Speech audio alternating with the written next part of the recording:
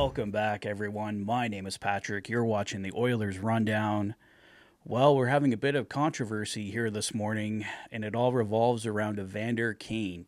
There was the big reports on the weekend from the 2 Months podcast that Evander Kane was not going to have surgery. He was feeling good. He was going to be ready for training camp in September. But Oilers insider Bob Stauffer releasing a report this morning that completely contradicts that. Stauffer reported, hearing there is a very good chance that the Edmonton Oilers' Evander Kane won't be ready for the start of the season, that he may require surgery, and is likely to be on LTIR to start the year. The 2 Months podcast issued this response to Bob Stauffer's report. The Edmonton Oilers could be forcing Evander Kane's hand here on going for surgery. From all the information we got over the last week, he was doing well in his recovery. He's been able to train and do activities. Kane was planning on being ready for the start of the season. He would take part in the captain's skates as well in early September. Going under the knife for surgery wasn't in the cards. As of a few days ago, Bob's information was not available to us as we were told what we reported.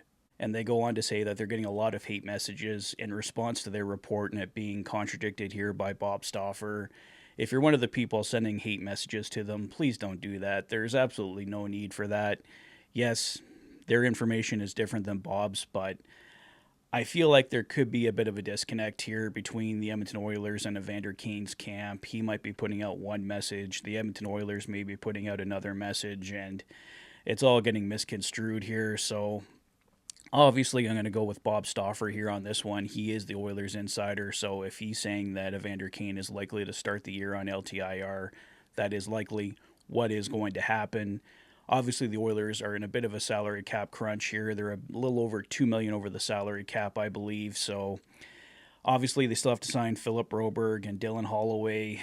They were involved in the 2 Months report on the weekend as well. They were saying those deals were going to get done this week. So hopefully that does happen and it gives some more credibility to the 2 Months report. They have a great track record as of late. That's why I went with their report. And I think there are parts of it that are entirely correct. And like they said, that was the information they had at the time. Bob Stauffer is going to have more credible information than they do. He is the Oilers insider. So we'll see what happens here regarding the rest of the report. They had Leon Draisaitl in the $13 million range on an 8-year deal. And like I said, Dylan Holloway and Philip Broberg contracts getting done this week for, I believe they said Holloway 1.3 and Broberg 1.1. But going back to Evander Kane, if he is on LTIR, that does solve the Oilers' salary cap problems for now. But it doesn't sound like he would be on LTIR all season long, so eventually the Oilers would need to make a move. The Cody Ceci trade was the thing that made the most sense, but if Kane is going on LTIR, that Cody Ceci trade does not need to happen right away.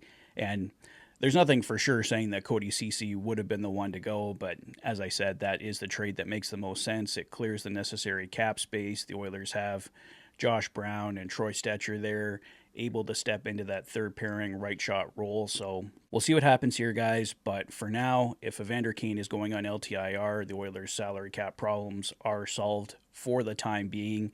They can sign Philip Broberg, they can sign Dylan Holloway, and they'll be ready to go for September, as those are the last two players that they need to sign. Let's see what happens there. There should be more news coming down the pipe, and who knows, maybe we even get the Leon Draisaitl deal done this week. So that's all for now, guys, but just wanted to let you know the latest on Evander Kane. Let me know your thoughts on the 2 Months podcast, Bob Stauffer's report.